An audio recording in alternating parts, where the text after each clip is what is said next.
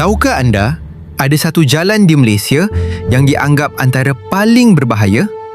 Jalan ini dikenali sebagai Jalan Gerit Jeli yang menghubungkan Perak dan Kelantan. Laluan ini merentasi hutan tebal dan sangat sunyi, terutama pada waktu malam.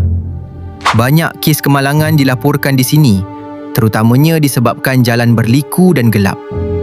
Ada juga yang mendakwa pernah terserempak dengan haiwan liar seperti gajah melintas jalan. Disebabkan kurang lampu jalan, pemandu hanya bergantung pada lampu kenderaan. Lebih menyeramkan, ada cerita misteri yang sering dikaitkan dengan laluan ini. Namun hakikatnya, bahaya sebenar datang dari faktor jalan, cuaca dan keletihan pemandu.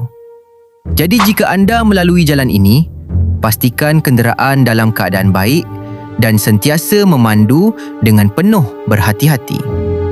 Kalau anda suka fakta ringkas macam ni, boleh follow untuk lebih banyak ilmu.